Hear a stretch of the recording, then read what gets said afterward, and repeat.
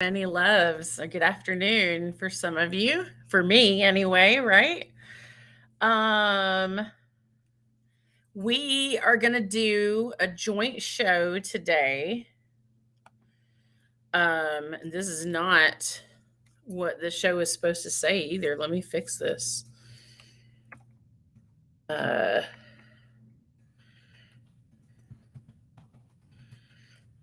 sorry, guys. I use that term uh, fluidly. So, Robin is gonna join us. Um, Let me send this link to her. Um, I'm a little frazzled this morning. Why am I frazzled this morning? I'm just out of it, I guess. I'm late. That doesn't help. So let me send this link to Robin. Paste. Link is sent. There we go. We are doing a joint show today. I don't have any lipstick on. I look a hot mess, y'all. Sorry. We're doing a joint show today about GAYDAR because, as you all know, Robin and I do shows based on what you all want to talk about and stuff that happens in our lives. And we had an incredible discussion come up about this over the weekend. And we thought it would be good to share with you all. If I can get my computer to work.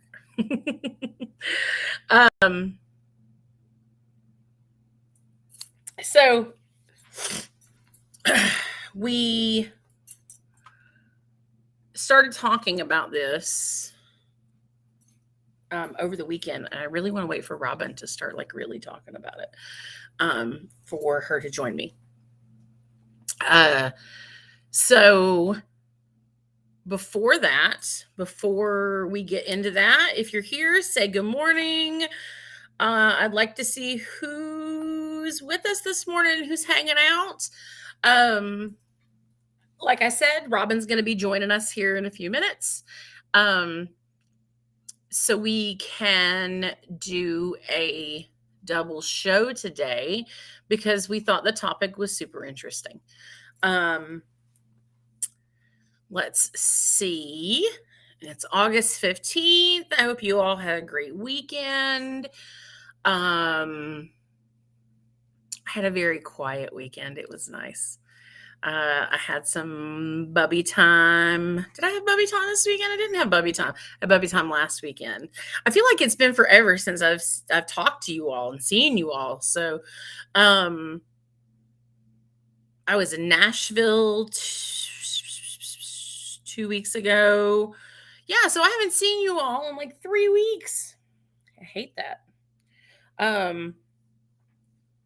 I was in Nashville for a week, and then I was recovering last week from just so much. My son had surgery last week too. It's been a lot. It's been a lot going on. So, had a lot of fun in Nashville. Took one of my partners with me, and we had a blast.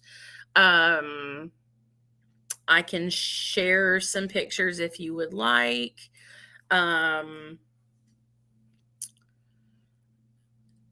mean, I can't do it now because that would require me to be tech savvy, and then I can't do that. So, I don't know what's taking Robin so long. Where is she?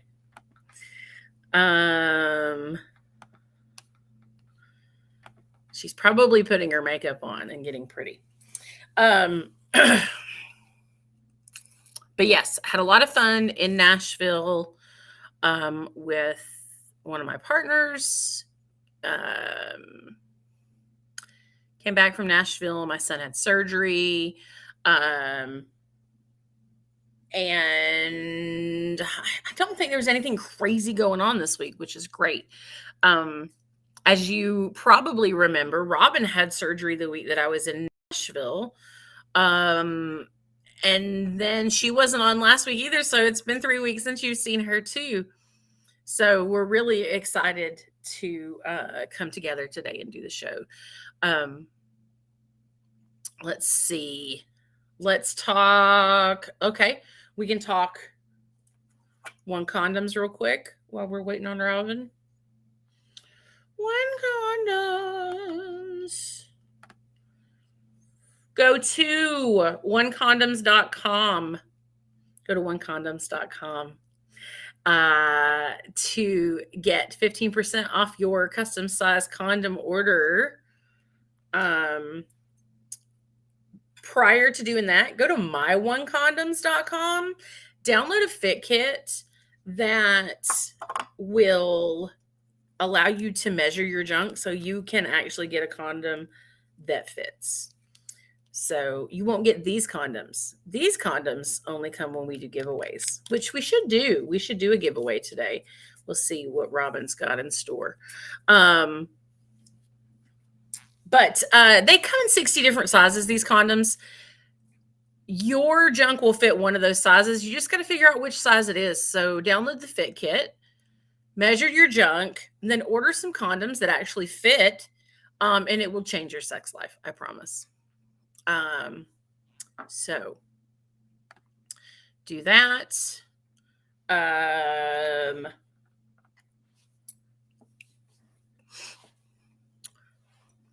She's slow. I want to hear how y'all's weekend went. So if you're listening, please feel free to comment in. As always, questions, comments, and critiques always welcome in the chat. And if you don't feel comfortable putting them in the chat, you can always private message me or Robin for that matter. And we can take your show suggestions or answer whatever questions that you may have. Looks like Robin's here. You want to give me the thumbs up and tell me you are ready? All right. Robin's here. Hello. Can you hear me? I can hear you. That's amazing.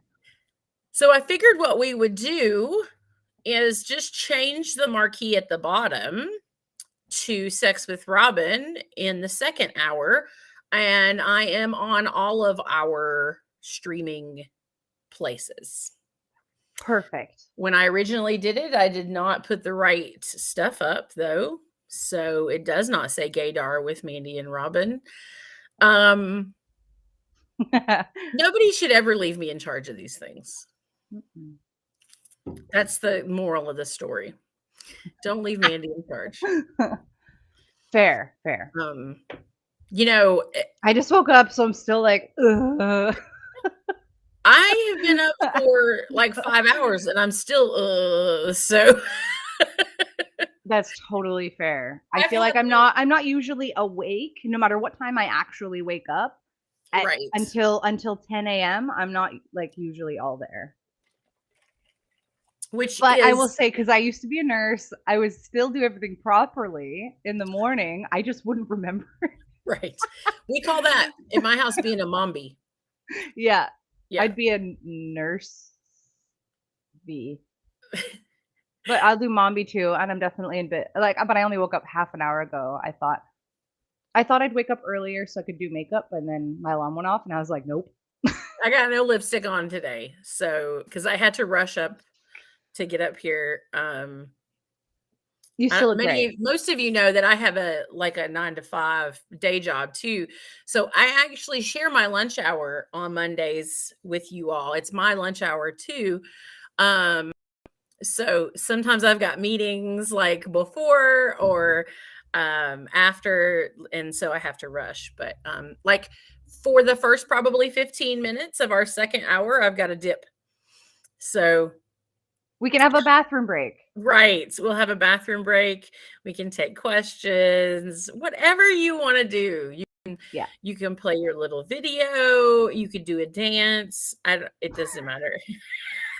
I'm not quite able to dance without like, I can only dance from my chest up. So I was gonna say, I could dance like this. so how are you That's still dance. recovering from surgery? Oh, thanks. So yeah, for anyone who maybe isn't aware, I had a hysterectomy, about tomorrow will be 2 weeks ago. I'm doing pretty good. Um, yeah, I use a lot of humor as a coping mechanism, so I make a lot of jokes, and that makes me feel a lot better. I've talked to my therapist about it, and she's like, "That's fine." So we've talked about what scenarios actually that could be an interesting topic that I might want to bring like a therapist on. We were kind of discussing when it's okay to use those coping mechanisms and when it's more detrimental to you or your health, or when you Right. should, like when is it okay to use those coping mechanisms? Like, and I was like, this I think time it's I was like, this time is fine. We agreed. I can make as many jokes as I want because I've already made the choice of right. going through with the surgery. And so I'm just trying to make it easier on myself. And I think that's the difference. Like, I think you can use those coping mechanisms as long as you're actually coping while Right. you're using them, as opposed to like, like putting it out of your head and not dealing Not with facing it, it. Yeah. not facing it, right. Yeah. Because then they become like, they're not coping mechanisms anymore. They're, you know, in place of. I can't think of the fucking word right now. But But anyways, so I made a lot of jokes and I'm doing okay. If anything, I feel like I am in the kind of worst part of it, in that I have the energy to do stuff now, but if you but it exert that energy, you're and it hurts. exhausted. And it hurts to, and I'm like, I keep telling my friends, they're like, "How you feeling?" And I'm like, "Well, I'm feeling fine until I start doing stuff. But when I do stuff, it hurts." And they're like, "Well, don't fucking do stuff then." And I'm like, That's the hard part, yeah. I'm a horrible patient too, so so that's honestly like overall, yes, I'm doing well. The procedure went really amazing. Oops. The I did leave. I As I promised, I left the note inside my vagina for them to find while I was under, and it went perfectly. They found it while I was under, and they said they were really confused at first, but then they had a good laugh. So I just woke up very, very happy that I succeeded in that, and that they liked it and they weren't mad. can we And then talk yeah, about the nap? Can we talk about the nap? oh, it was really nice. It was really, really nice. I actually had a feeling like as I woke up, my first thought was like, "No, no, not yet. Right? I wanna Just go back to like 10 sleep. more I'm not minutes. done yet. I'm not Just give done me yet." 10 more minutes. Yeah. I had That's a the good only sleep. problem I have with anesthesia is so I've had a number of surgeries.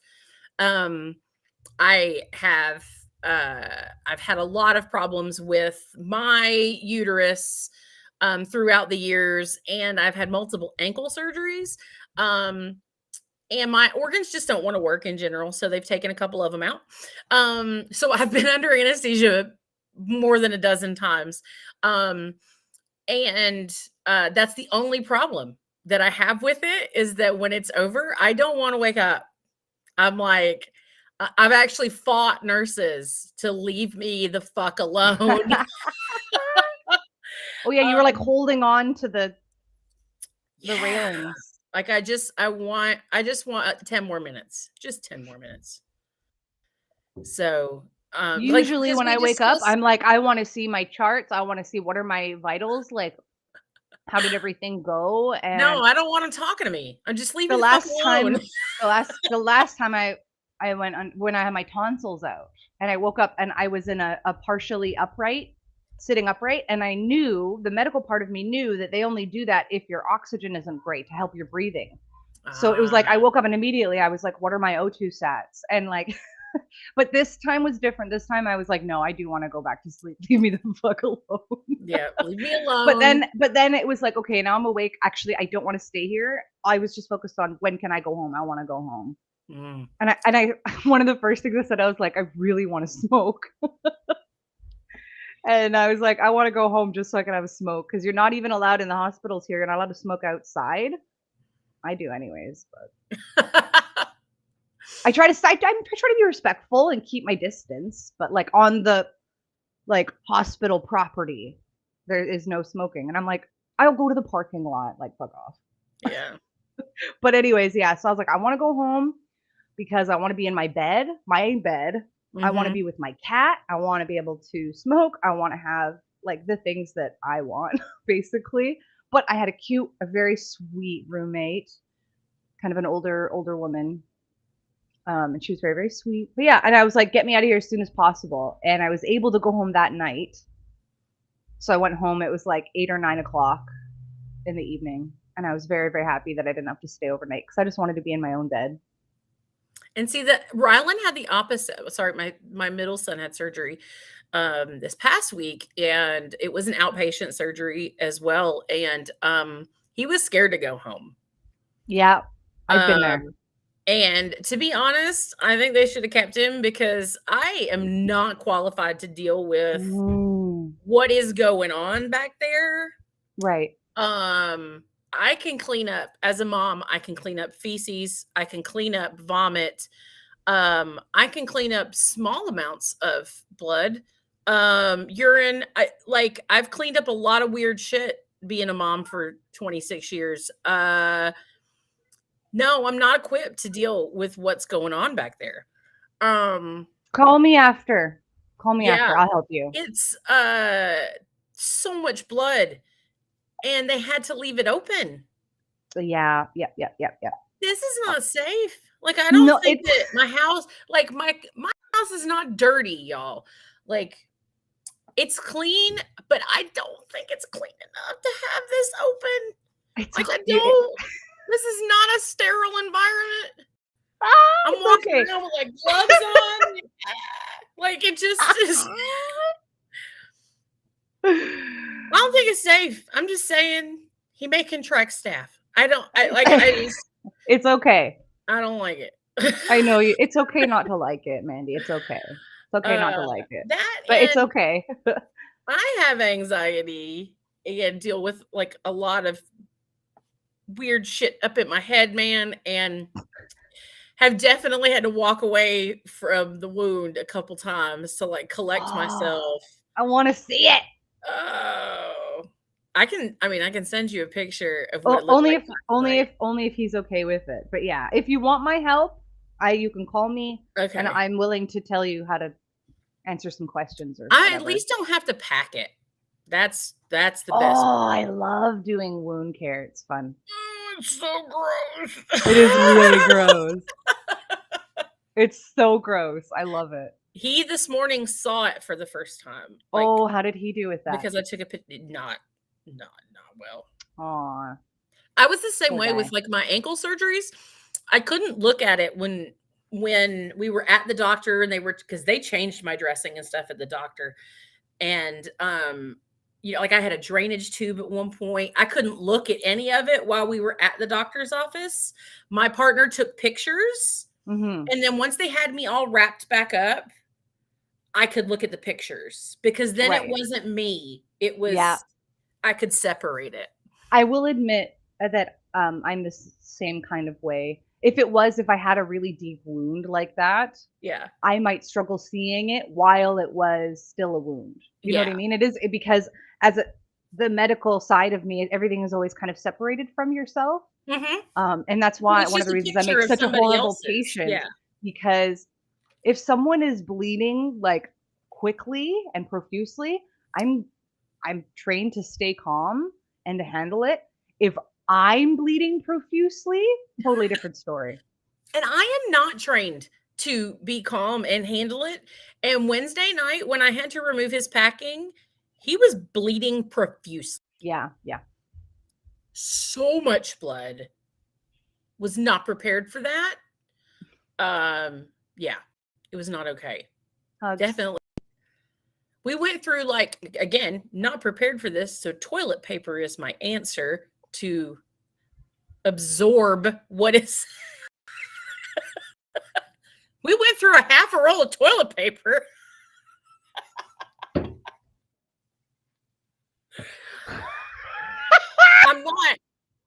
I'm not sorry to yell in everyone's ear. I'm trying not to. I'm not putting toilet paper like on the wound. I'm just talking about like catching the. I feel like toilet paper would make everything so much worse. It's what absorbs it, Robin. It's what absorbs it. But it's like too absorbent, you know what I mean? And it would just make everything so red. Like I feel like it would just make it look like there's more blood than than there actually is. Blood. That's why it's so funny. I just feel like I see just it went and just made you like, ugh, like that would freak you out more. Emery just I would kept suggest wadding. paper towels would be a much better solution, but if you My don't have daughter those, just kept making like huge wads of toilet paper and passing them to me. wow. And then I would just throw the used one and then new wad and like it because it was so much blood. And like 15 foot of packing in that sucker. Like nice. Not nice. It's like magic, like a clown when you're like going and kept going and kept going. I was like, okay, we're probably grossing everyone out. We right are. now. I'm so sorry, y'all. Nobody has messaged in and went like, please stop. Okay, to kind of bring ourselves back, and because we are going to talk about GAYDAR, but I know that you were asking about my recovery, and I did want to answer a couple of sex questions that I had and other people have had in terms of my recovery.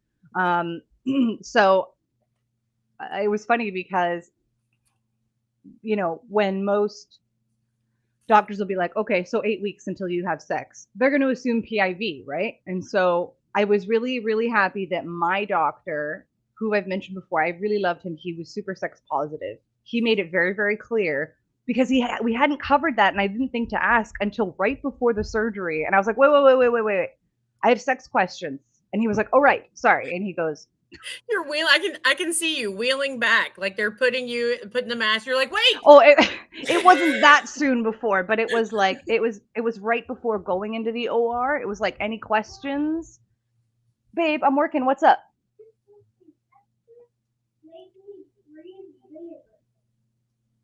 Well, put the vinegar away and respect each other's boundaries. Dexter said it was water, but I knew the tape was water. Oh, he pranked you. What a goober. That wasn't nice. Did you tell him you didn't like that? No. Okay, go tell him that you didn't like that. And I want you to respect each other's boundaries. And let me work. Where was I? Oh, yeah. Okay. So he said any kind of penetration, 8 weeks. And I was like, and then he said, he did this motion. He was like, anything on the outside, 2 weeks. And I was really happy he confirmed because I was about to ask, and he said orgasms, 2 weeks. So today is 2 weeks. Tomorrow's 2 weeks. But tomorrow's 2 weeks. I kind of cheated already. Did it hurt? I know.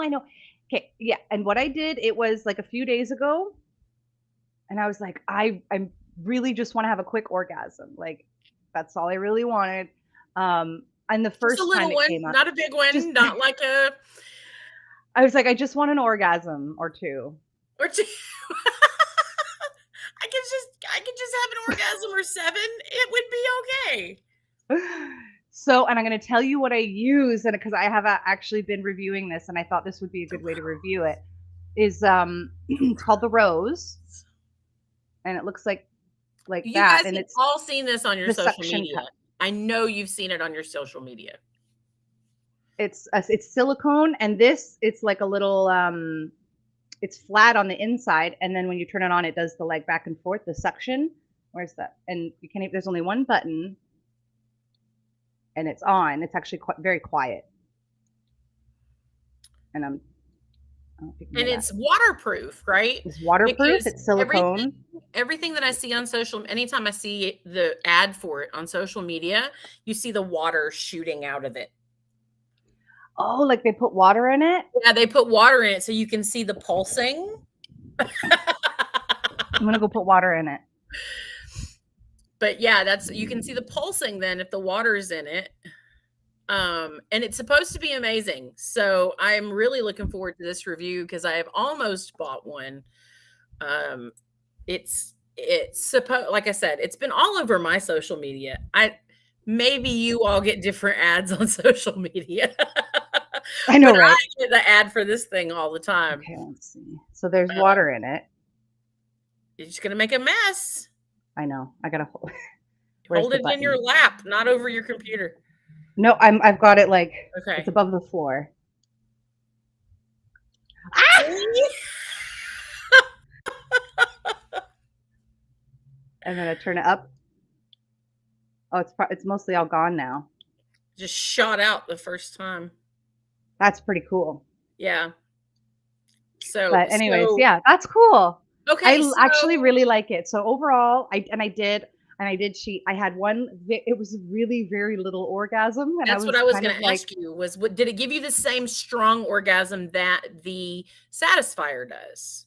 Well, I'll tell you, because I ended up having 2 orgasms. The first one, and I was like breathing, like doing a lot of like I was trying to make it as gentle as an orgasm as possible. Because you're like scared.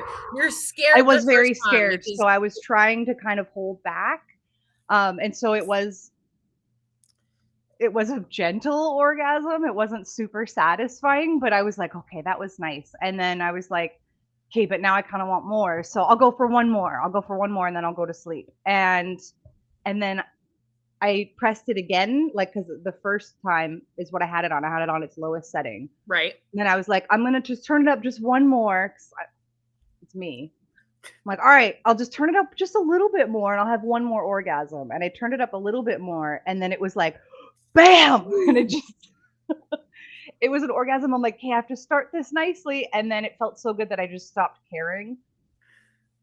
And it was a really intense orgasm. And afterwards, you had to take a pain pill? No, afterwards, it was weird. Afterwards, I was immediately like, I was scared. My brain went to like, is my vagina still there? Like, did I prolapse? Or like I was scared that I went inside out or something like that. It wasn't a rational thought. It wasn't necessarily a rational fear, but I was like, I just need to make sure everything's okay. And I just did a quick, and I was like, okay, my vagina is still there. It's still good. And then I was so relaxed. I just immediately just passed right out and went to sleep. So and it did, and that was a little achy. I noticed it was just a little achy. It wasn't too bad. To clarify, Robin had a endoscopic hysterectomy, which is the least invasive.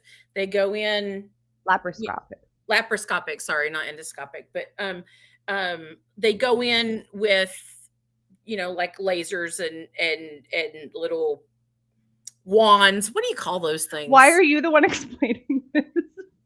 I've had endoscopic surgery as well. Or I've had laparoscopic surgery too. You keep explaining. I like this. And then they sever everything and then they yank it out your hoo-ha. So and then they cut around my cervix and my vagina. They cut around the cervix and then they made 4 incisions in my belly to give light and inflate the belly a little bit, and so they can see what they're doing. But the procedure itself, they took everything through the vagina and then sew up the vagina. So I do not have a cervix. I do not have a cervical cap, and they just sewed it closed. Right, and you just get a little pocket. So, my hot pocket. But so my hysterectomy was very different. I was cut open for my hysterectomy because there was so much scar tissue with mine, and because my uterus was so enlarged, they were not able to remove it that way. So they cut me open like I had a C-section. So my recovery was very different. I could not have an orgasm for like 6 weeks because the muscles being right. So, and it hurt tremendously the first couple times.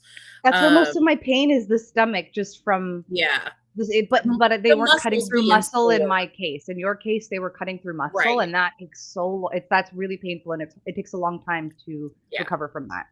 I would say that it's the same as having like a C-section, a recovery of having a C-section. For your case, yeah. Yeah, for my case. Whereas for Robin's, it wasn't as what's the word? Invasive, yeah. So it's not as invasive, but I still have to wait. I still can't lift anything heavier than 15 pounds for like at least 6 to 8 weeks. Yeah. Because there's still some scarring. There's still some. It hurts. Yeah. What is this? But I'm so happy. I can't wait to not have my period. It's great. It's great. And you should already, like, you shouldn't be bleeding at all. I'm not. Yeah.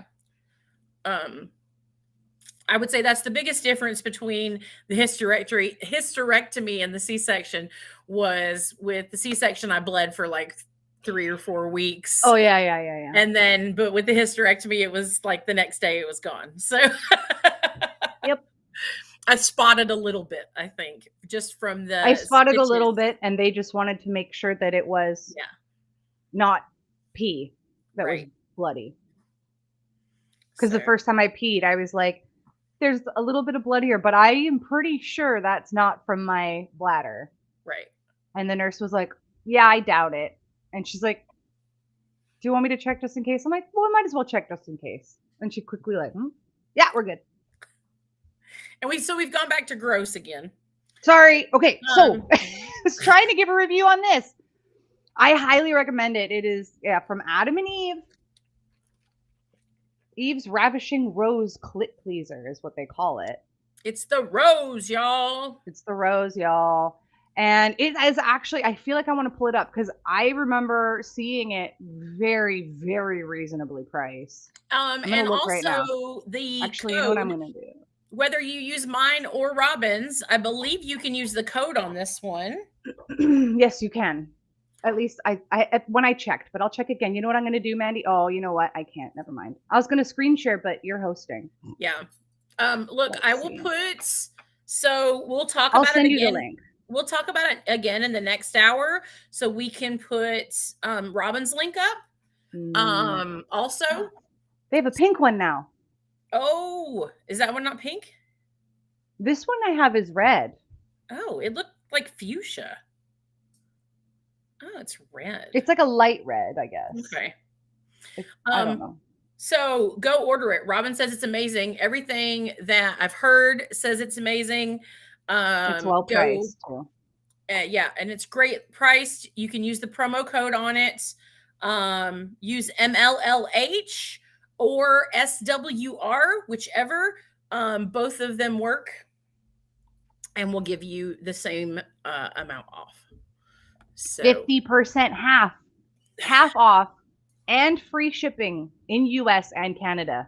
And Canada doesn't usually get free shipping from the States. There's some free little bonus add-ons too that our codes give you. Yeah. So okay, so GAYDAR. Oh my God. Okay. Mandy called me yesterday. I was slightly impaired. We'll say that. When I talked to Robin, but I have the best conversations when I am impaired. It's really hard for me to remember questions though when when I am impaired. We're going to use that word. Okay. So I don't even remember how we started this conversation over the weekend. But there was, we brought up GAYDAR. My youngest, my daughter, is queer, as am I. My son, and this was part of the conversation too. Yes, so this is a question that I'm also like, let's discuss this one if he's okay with us talking about him. He absolutely is. He thought about coming on to the show today, but he has a lot of schoolwork to catch up on, so he is not gonna. It's so responsible. Yeah. You're a responsible kid. He's been out of school for a week with his surgery. So, so I don't even remember how, like I said, how we started talking about it, but my daughter and I swear by GAYDAR that it's a thing that queer people have. Can you not have GAYDAR if you're straight then? I think that you don't either have it as well or you don't have it at all if you're straight. Okay. I'm on the side of, but we'll get into that. I'm on the side that is not a real thing. It's a whole, the thought process for my daughter and I was it takes one to know one. Okay. But that is a real lived experience of a lot of queer and trans folk where, especially, and I've seen this amongst a lot of my like trans chosen family, where, because hey, if you're with me and for whatever reason you have issues with going to the washroom in public, I'm right here, tell me exactly what you need, unless you don't want to tell me and I'll just go with you.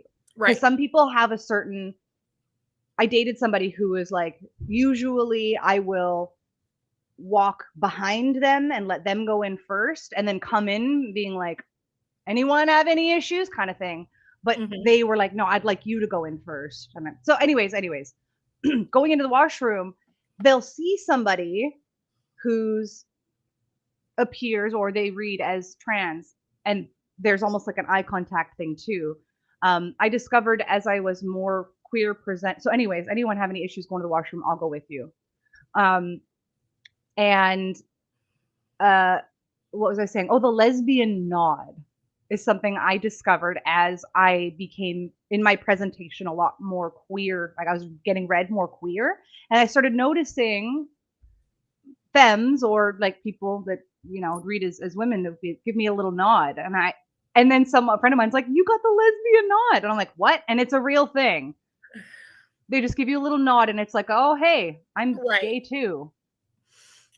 I'm not a lesbian. I don't identify as such, but that is the term that they call it, the lesbian nod. And so that might imply gaydar. I don't see that as gaydar. I think if you are seeing something that you read, that might be either a stereotype or it just might be something that if they have if they have a lot of accessories, they have some kind of tell. I don't think there's a sense. I don't think you can sense it in somebody. There are tells or stereotypical things that people are looking for. And what my daughter and I think is that there is some type of energy, that you have a matching energy of some sort. What is that noise? There's someone honking outside my house.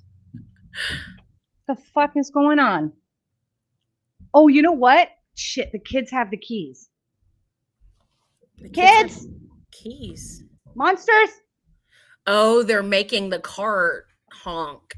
Yeah. Okay, children. Oh, they better not be in there. Oh my God, I think they're in the van.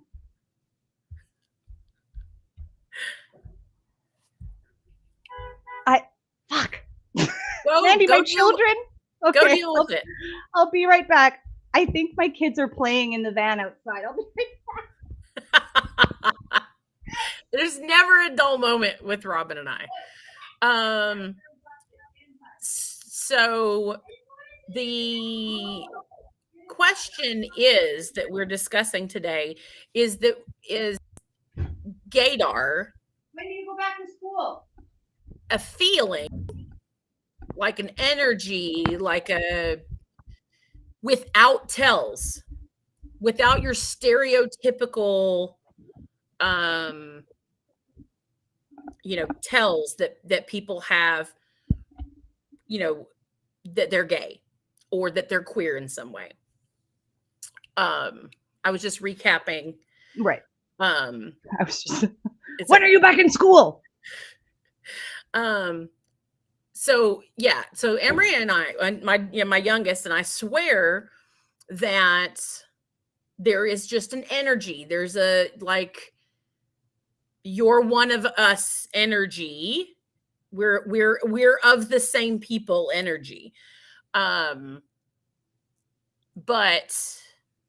my son swears that it's only tells, and you can't, it's just stereotypical tells, and that if you went into a room with your eyes shut and your ears shut, that you couldn't tell if like you wouldn't have gaydar then.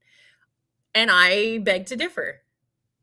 I disagree. I think that as long as people told me there were people in the room.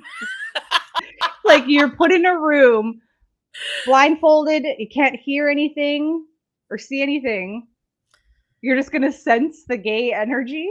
Yes! I'm telling you, I can sense the gay energy. This is a very gay room. A person in front of me. No. It has to be a person. I can't tell if the room is gay. You put a person in front of me, and I'm telling you, I believe this is, I've not tested this, obviously. I want to test this with you. This is not based in science. This is all based in theory and claim. But I think that I could tell. I think I could tell. I love that about you so much. I really, truly do. And I want to test it. Like, yeah, and we were talking last night about like, okay, what if we had like 10 people in a room and they're all straight and one person's queer. Could you, without being able to see or hear, like, would you know, like, there's a gay person in the room? But do you remember where I said the fault in this test was? Yeah, you said that you wouldn't be able to find 10 just straight people. Everyone would. Right. The There's problem got to be at least 10 just straight people. But the problem is I don't know that many straight people. That's the problem with Robin doing this test, is she doesn't know 10 straight people. Or even 9. But the problem that I think is the fault in the test that I see is that I don't think that if you pulled 10 people that said they were straight, that they would all actually be straight. That they'd have to be they'd have to be honest about being straight. Right. But I think there's a whole lot more queer people out there than acknowledge it. I agree with that. So I think that a lot of people say they're straight. They think they're straight. They present as straight. They live a straight life, whatever hideousness that might be. Living a straight life. But that there is an element of queer to them that they just may not acknowledge or know is a queer element. And that's how we started talking about this, is because I told my daughter that someone was queer and they just don't know it yet. Oh, okay. Yep. And she agreed. She's like, you're right. I think so too. But and there's nothing that we can put our finger on. Oh, like you're like, what is it that makes us? I don't know. I just have a feeling. And my son called bullshit on that. So I kind of think it's bullshit as well, but that's okay because I'm here for the discussion. But like, because I feel like if this was the case with you, if like 1,000% you had this ability going among that, you could make so much money being like the queer detector. You just like hold their hand and you like close your eyes and you meditate. A very the queerness. Star Wars Yoda thing. Yes, you could make money if you could tell someone whether or not they were queer. I think I would get beat up. You'd probably get beat up. Yeah. I mean, in Georgia, probably. Right. Here, nah. Fun. I'm a circus freak. I'll just take that. How about that? People would be bringing their children. Tell me if my child is queer. I do. I think that I can sense it. And I think that I do think other queer people can sense it too. But if you're straight, you may not be able to sense it, or you don't sense it as well. Right. I'm all for, I think it's all tells or stereotypes. Right. Where people say things like, I hear this one all the time. And actually that show, The L Word, really did a lot.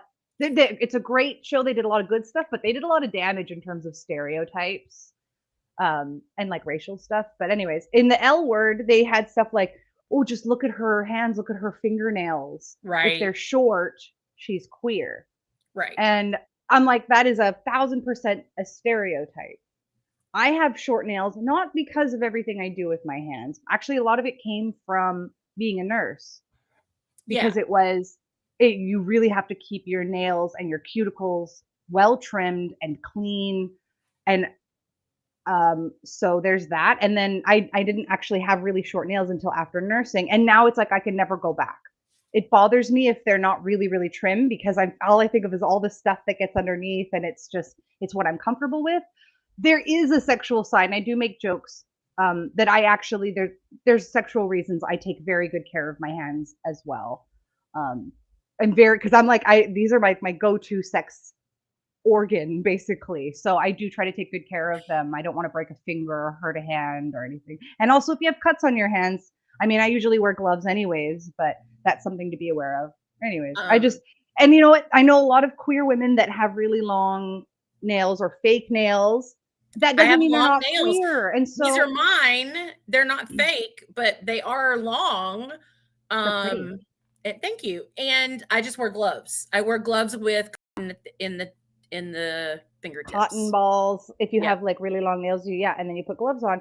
But that, I know a lot of people, and this is where my argument of no, it's not real comes from, is that I know a lot of people that say, for example, that are like really feminine women that are queer, and they're like, I never get hit on. I never get the lesbian nod because I read as straight, because I'm not going with certain stereotypes. Maybe their style is really femme, or maybe they have a job where they have to kind of dress straight or something like that. You know what I mean? And so they get really frustrated. And I have known even clients that have been like, do I have to cut my hair short and wear flannel in order to get hit on?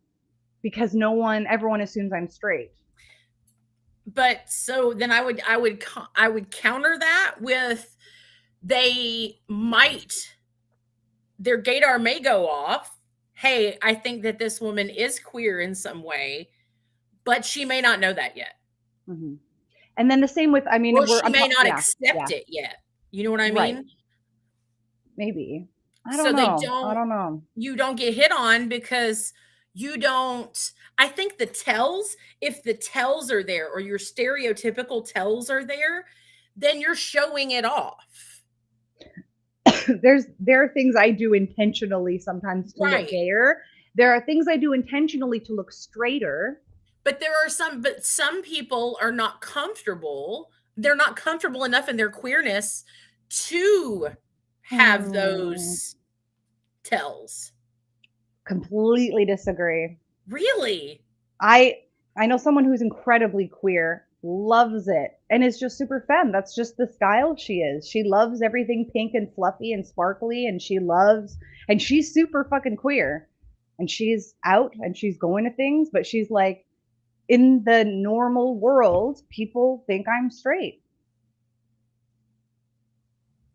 And she is queer as fuck, but she basically dresses like a Spice Girl / Dolly Parton / drag queens. She dresses like a drag queen, but as a femme presenting person. I feel like I know who you're talking about. A lot of people are going to know, but I've known a couple others that just kind of look straight, but no, this one, I'm the particularly femme one, very, very queer, but gets frustrated that no one's hitting on her because she's femme. At least that's the theory. But if it's the person I think you're talking about, I definitely can sense the gay. Like, yeah, I know. I'm like, she dresses like a drag queen. But I don't know. It's I don't know. I don't know how to describe it. It's just a sense. Yeah. So yeah, I want to know where are the comments I need this. No, where is everyone at? You guys, we want to know if you agree with GAYDAR being like a sixth sense or a seventh sense, or if it's just tells. Yeah. There's so many people watching today. We've had so many viewers. Do you believe GAYDAR is real? And you know what? I'm telling you this right now. I don't get angry. I do, but not in this context. It is my job to hear, and I've heard some things said in a workshop or online where I'm like, if that was IRL, I might have, even then, it's not in my nature. It's part of my job. I'm not going to get like, you're the worst person and you're homophobic and no, I'm not going to do that. I'm here to be like, give me your real thoughts, ask real questions, and I'm not going to shoot you down. It's my job to have that emotional energy and labor, and I'm okay with it. I'm pretty It's chill. one of the reasons I call Robin about stuff, is because I know that I don't get angry. I don't make you feel Robin's like never you're a said, shitty "Baby, that's the person." dumbest shit I've ever heard." And I can come up with some dumb shit. So I'm not going to tell you you're dumb or shitty for having a question ever. I think questions are good. I think you need to make sure you're going to the right person for questions, right? Like, because some people don't have that emotional labor to answer that. And I'm like, this is why I do this as my job, because I want to be a person that people can come and ask questions and not be scared to ask questions. So tell me, do you believe GAYDAR is real? We know that there have been studies, and I'm actually starting to pull up. Right. My son actually went and did some research after we had the discussion originally. And he said that there were studies done that debunk the fact that there is GAYDAR, without tells, of course. Yeah. We're talking about GAYDAR in like a sixth or seventh sense, not in you see something stereotypical about someone that is gay or queer and assume that they're gay or queer. Then we'll talk about the research first, and then we'll go on to the additional question that we talked about last night that was just mind-blowing. And I will let you know that in this question, Robin and I do not have the answer for this. We don't know. Okay. There's an article, and of course you have to be careful of articles online. Everything you read online is true. That's what Fox News says. Well, yeah, I know. I imagine it would be much, much different today. When I went to school, that was like early 2000s was my post-secondary education. And there was definitely talks, because Wikipedia was just kind of a thing. You could not use Wiki as a source. And so it was like we had to define what was a reliable source. Yeah. And I know that would be much harder to do today. So just for clarification's sake, this is an article from Vox. Oh, Vox is good. I like their articles a lot. And I believe, I want to see if they have what? Okay. They have some research cited. If they have some research cited. This is, let me see. A researcher, Michael Kaczynski, who is a Polish psychologist who studied human behavior, blah, blah, blah, blah. And it sounds like he basically created a program, like a computer program, to try to detect GAYDAR, to try to take out that as much of the human element as possible. But it says, quote, when choosing between a pair of photos, the resulting program accurately identified a gay man 81% of the time and a gay woman 71% of the time. The researchers also asked humans to do the same task, and humans fared worse, guessing correctly 54 to 61% of the time. So Polish computers do not have better GAYDAR than people. And it was, it said that it did have better GAYDAR than a person, but it was based on its decision on differences in facial structure. But is that tells? Is that... They suggested this finding was in line with the prenatal hormone theory of sexual orientation, which suggests our sexuality is in part determined by hormone exposure in the womb. Right. That's really interesting. My son I think he read this exact same article because he brought that up last night.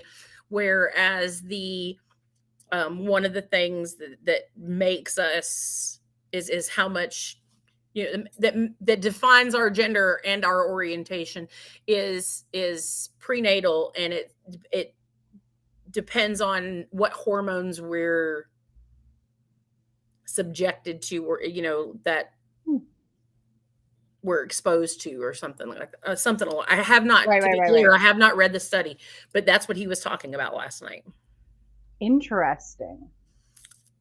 Because I've seen the studies done where they'll just have like a picture of a face and they'll ask people, and this is something we were discussing. I was kind of like, what are the people, these humans, looking for on a face? Are they looking, and if they're trying to detect gayness in a man, oftentimes people will look for things that are technically more feminine, right? So they're looking for really nice skin, maybe nice, clean cut, well groomed, or something like that. I don't know. Right. And I was like, that's stereotypes, because you can be a straight man and take good care of your skin, right, and highlights in your hair, and like you can. That's not gender or sexual orientation based, right?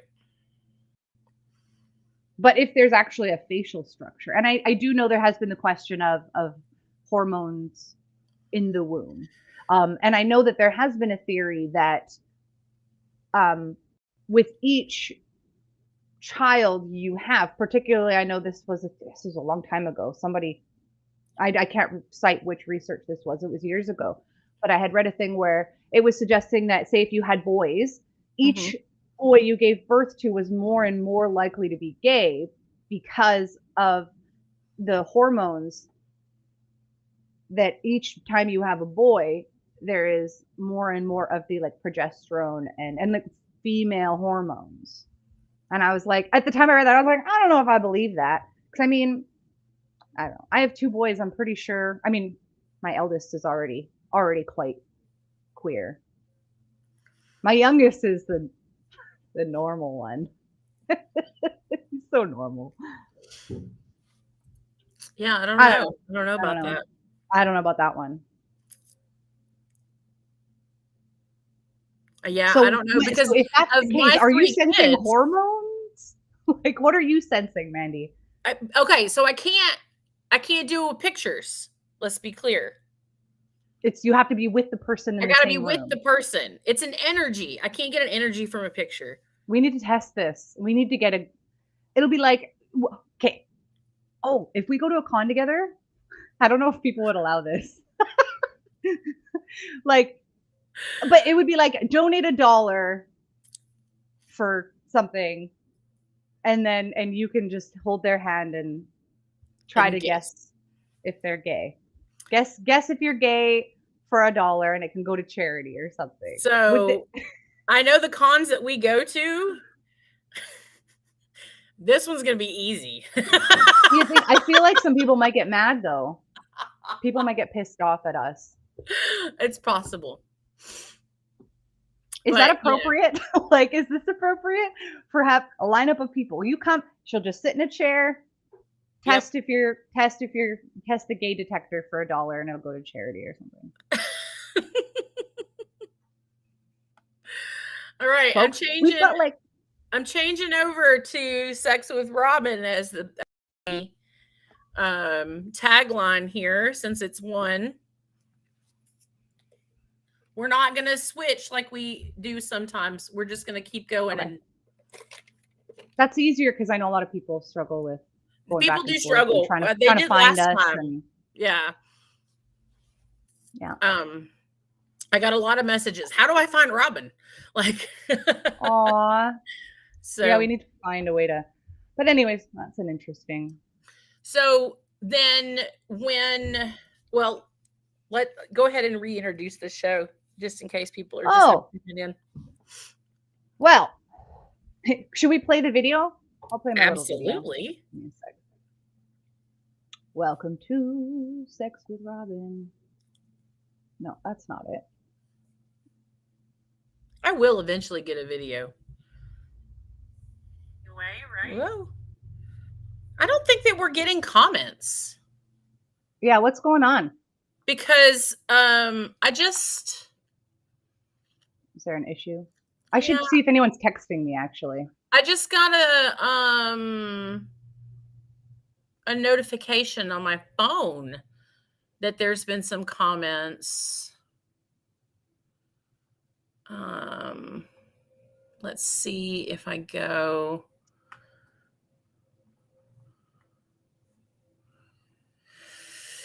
to the group here. Oh, wow. We have 15 comments. And for some reason, they're not coming through. I'm so sorry, y'all. I'm going to look at them real quick if I can. Oh, why is that happening? That's weird. Sean says that he loves your glasses. Oh, thank you. Ben says that he leans more towards tells, but he's more science-based. Sean says he thinks it's a mixture of both. Yeah. Yes.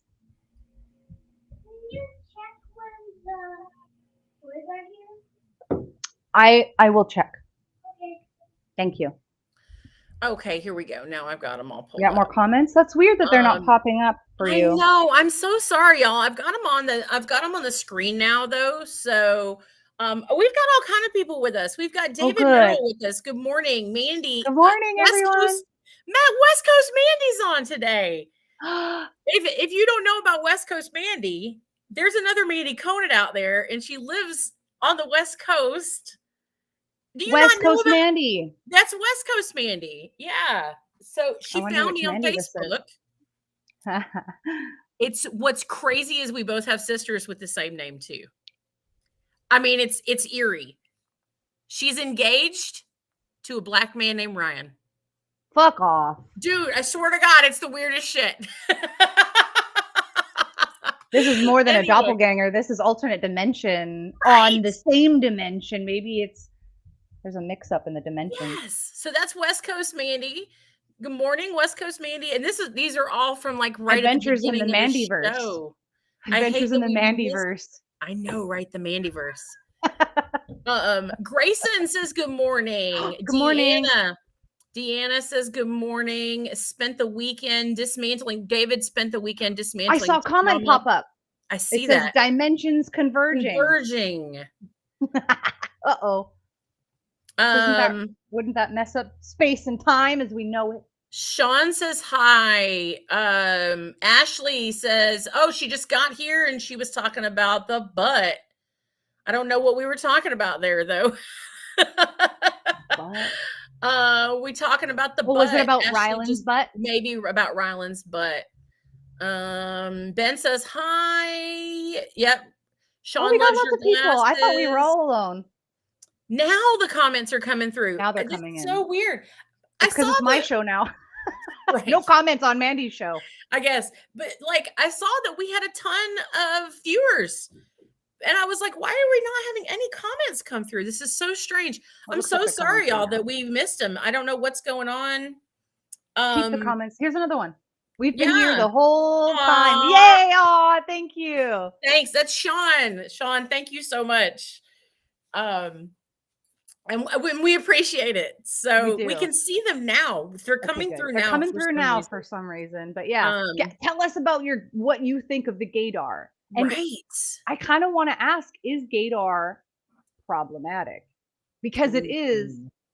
Is it just tells? And so like when people, and I have seen a couple times where it made me cringe a little bit when they're like, oh, well, he's definitely gay because he has like a lisp, or because he's so femme. Oh, he's obviously gay. And I'm like, right. You know what? I have known, and they're still straight. They still say they're straight when they're going into their 40s. When in high school, you know, I had a good friend and I thought he was gay. Everyone thought he was gay because he was kind of like a little more femme. Right. Another one in Mexico. So I know this isn't just here. A good friend of mine in Mexico, I totally thought he was gay. And everyone did. And he was like, what is it? And he has a little bit of a lisp and he's kind of like cute and friendly and like non-threatening. And it's like, that doesn't mean you're not, like, that is also problematic for straight men. I shouldn't say that. Poor straight men. But like poor straight men. and also with gay men, because that doesn't mean that gay men can't be threatening. Like Right. that they're always going to be super sweet and not threatening. We know that there are really freaky threatening gay men. And then on top of that, it doesn't mean that you have to be that pushing, intimidating, machismo kind of person in order to be a straight man. You can be femme and be a man. Like if I'm not a femme person, I'm still a woman. I'm definitely queer. Sean says, is it problematic as long as gaydar isn't based on stereotypes? No. The whole question is, what is gaydar based on? Is it a feeling, or is it based on tells and stereotypes? And I don't think it is. I personally don't think it is. I think it's an energy. I think it's an energy that I get from people that I can tell, you know. So does there need to be there doesn't need to be physical contact then? You can just tell, or would you? I might be able to talk on the phone to somebody and tell them. I don't know. I've never tried that. Ooh. But I don't know. I feel like I can tell. I don't feel any smarter than anybody else. Let me clarify that I'm not like my gaydar is better than yours kind of shit. That's not it at all. I feel like I've always been able to tell. That's my question for those watching, the ones who've been here the whole time. Yay, thank you. Do you think you have gaydar? I think that's another good question. And this brings us to the second part, the question that we're really super interested in when we decided last night, because that's how we roll, that this was going to be our topic today. Yeah.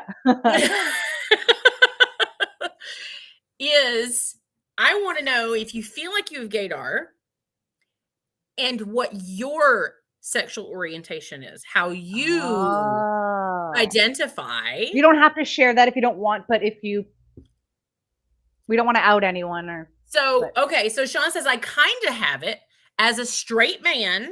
I've never been hit on or accosted by a gay man ever. I don't know. Do gay men accost other people? What's the definition of accosted? That's a good word. But so the second part of the question is approach or address someone boldly or aggressively. Okay.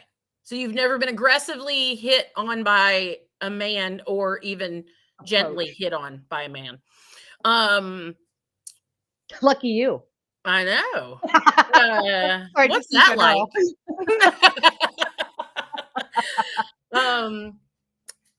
So my theory is that if you're straight, if you are as straight as you think you are, then you won't have gaydar, or it won't be as strong as someone who is queer.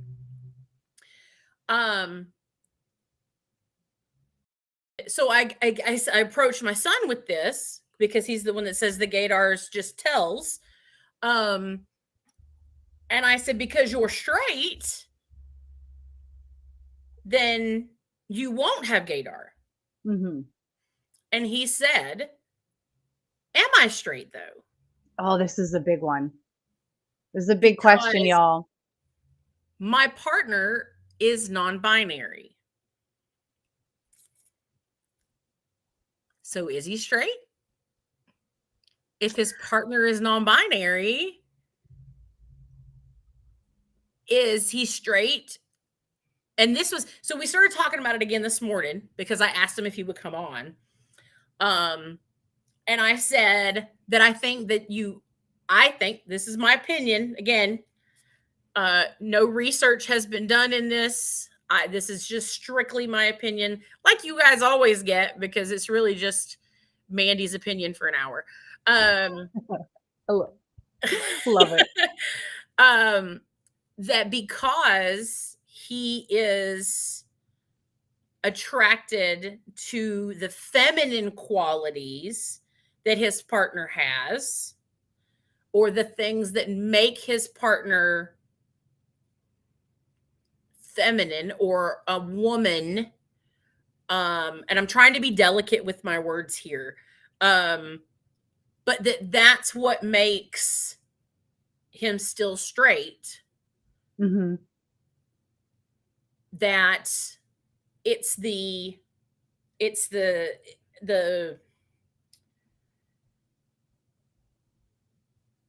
feminine side of things that he's attracted to. Then we get into the question as to does that mean that his partner is gender fluid or non-binary? And that's when Robin and I started discussing about whether non-binary is the opposite of gender fluid, or if it's inclusive of, because non-binary to me says that you are not on the binary spectrum. You reject if you're non-binary, you pretty much reject the binary system, or you feel that you don't belong in that binary system. And I think non-binary is a bit of an umbrella term. But if you're gender fluid, that means you're more fluid on the spectrum, I think. You're fluid on the spectrum, but it doesn't have to be a binary spectrum. True. I think gender fluid falls under the umbrella term of non-binary, because like gender neutral would fall under non-binary. Okay. So non-binary is more of an umbrella term like queer is. I think so. There's also, I mean, and I think an even bigger umbrella would be gender non-conforming. Okay. Sean says, I was trying to make the point was that straight men are freaked out around gay men because they fear the same thing from them that straight women fear from us, the catcalling and the harassment. Yes, exactly. Thank you, Sean. Sean's a great guy. I met him in an ethical non-monogamy group. Nice. Like in the middle of the pandemic. And we connected on a lot of stuff. And I have definitely seen a lot of the gay men that get really exhausted by straight men fearing them. And I've seen it so many times where they'll be like, to a bunch of gay men, we're in a house, we're hanging out, and there's like that one straight guy, and they'll be like, do you want something to drink? And he'll be like, I mean, like, you don't have beer, do you? I drink beer. And they'll be like, we know you're straight, sweetheart. It's totally fine. Like, they'll be trying in a way to be like, I'm straight, don't hit on me, in a really subtle and maybe sometimes not so subtle way. And they'll be like, sweetheart, we know you're straight. You're safe here. Yes, we have beer. Like, here, have a beer. Because there's so much of that okay. Beer. But see, that brings me to a whole different story that backs up my point. That the gay men know that he's straight. Yes. They know he's straight. He doesn't have to ask for a beer. He doesn't, because it's GAYDAR, because he's not on the GAYDAR whatsoever. Let me explain. My very, very good friend, John, and he tells this story all the time. He's not going to mind me telling it. I'm 100% sure. John used to be very introverted and still is at times. Very shy, unless he's drinking. If you've met John, if he's drinking, it's a whole different John. I have a hard time understanding him because his accent gets so thick. It does. But I love it. So he, as a way to get out of his comfort zone, he decided that he was going to go dance at a male strip club, like a gay, like a gay male strip club. You may have heard this story before. He's told me this. Listen, I like it. He did it to get out of his comfort zone, to kind of push himself, to be out there, to be more comfortable with his body. And so we went, and he joined this contest, and he won the contest. I don't know how he won the contest because he was so awkward up there. I love him to death, but this was not his calling in life. Maybe that was what was so endearing. But so when you win the contest, they offer you a job there. Cool. Yeah. He didn't necessarily want the job there. He wanted to know he could do it. So we went, me and another partner at the time. John and I were partners at the time. Me and another partner went, and a good friend of ours went. And we all went to support him and stuff. So he wins. What was so funny is that Jerry, my nesting partner, got hit on so many times that night. He never bought one drink himself. And it was so incredibly awesome to be in a bar and not be hit on for me. Right. Yeah. Yeah. Because again, of all the shit. Side note. But so he gets the job. He starts working there. And he's making no money. Oh, no. Oh, no. No money. Because the gay men there know he's not gay. Oi. Get out of the van. Get in the house, please. He tries to flirt. He tries to come on to the guys, to rub a leg here, you know, and to rub a shoulder there. He's just, they get them know inside. He's not gay.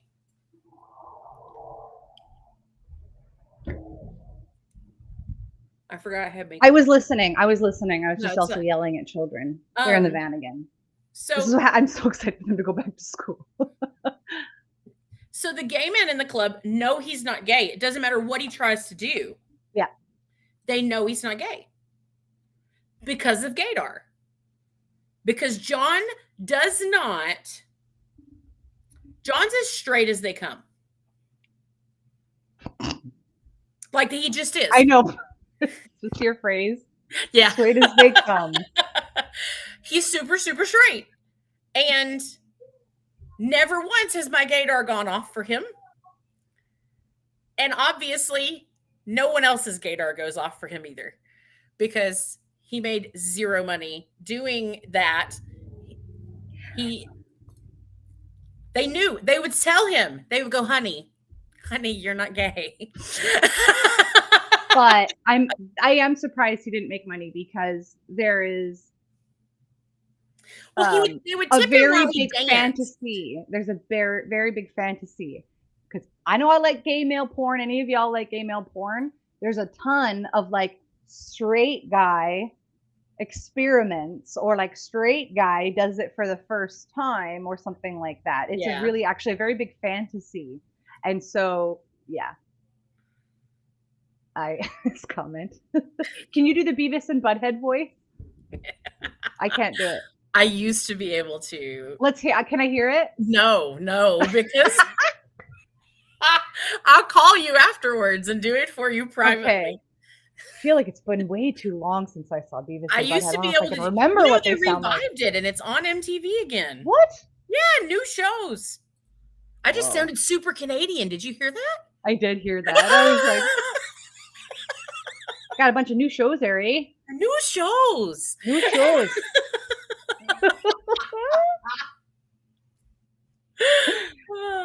No, you cannot hear this, Sean. I'm not doing it. I'm not doing it. But at the same time, and this actually brings up another question, because we're talking very specifically about quite binary gay. What about like people that are maybe more fluid in terms of sexual orientation? Maybe they're bisexual, maybe they're pansexual, maybe they're homoflexible or heteroflexible, or, you know, there's a ton of different terms. Because yeah, I feel like sexually, I don't care. I'm just like, I kind of attracted to people. I don't care what shape your genitals are in, or like how hairy you are. I don't care what pronouns you use, because to me, I'm kind of like, we're all just, I know that sounds kind of cheesy, but I'm just like, I'm attracted to people. Right. No, that's for sure. I would say that I identify as pansexual because of that fact. Because can you be just people sexual? Can you just be, You know what I mean? Like Yeah. that's I identified as bisexual for decades before the term pansexual was available. And then someone explained to me one day the difference, and I was like, "Oh, well, that's me to a fucking Yeah. T." Like, yeah, Yeah. Same. that's a way better Than bisexual. explanation as to how I relationship and how I am Yeah. attracted to people. That's way better. So that's my word for sure. Yeah. I think I got that when I started dating somebody who was gender neutral. Oh, okay. And we were kind of like, what? Because Well, then that's obviously the that just answer. completely tears apart the binary. And I'm like, So do you I'm think that's attracted the to answer human that we beings. were looking for, is that he's not straight, he's pansexual? So when you're with your gaydar in particular, Mandee, would you, because you say you read me as, you can tell with me that I'm not straight. So is it less of a, I can tell you're gay or I can tell you're not straight? And I I can have so many tell. questions about your ability. What if this person has never had any sexual experiences? Like we're talking like maybe someone younger or someone who maybe hasn't explored. Would you still be able to tell? Yes, because the person that we were talking about over the weekend has not in fact had any type of sexual experiences with any With anyone genitals, other than themselves, you right? know? With any other genitals besides their own. And to be completely honest, I don't know that they've had a sexual experience with their own genitals. Yeah. But I can still sense there is a level of queer to this person. A queer dar. There, yes, it's just there's a little there's if it's even if it's just a little bit, they are not as far on the spectrum as they think they are. And I'm not trying to be judgy, and I'm not that's not Yeah, the yeah. I know it's that's not your intent. that's not my intent whatsoever. Um it's it's just So how far though? Like babies? Could you hold a baby and be like gay energy, baby? I've never held a baby and gotten gay energy, no. It's probably a good thing. I Yeah, what's the youngest you'd be able to tell then, right? I have so many questions. I could tell that my daughter was queer when she was 4 or 5. Okay.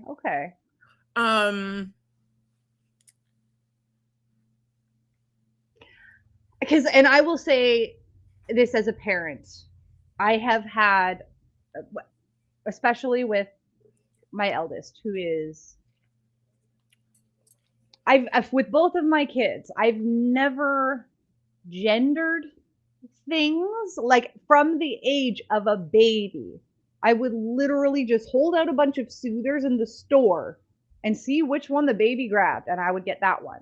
Right. And because I remember someone, when Dexter, my eldest, when he was just a baby, and he had a little pink soother. And that's a pacifier, right? Oh, a pacifier, yeah.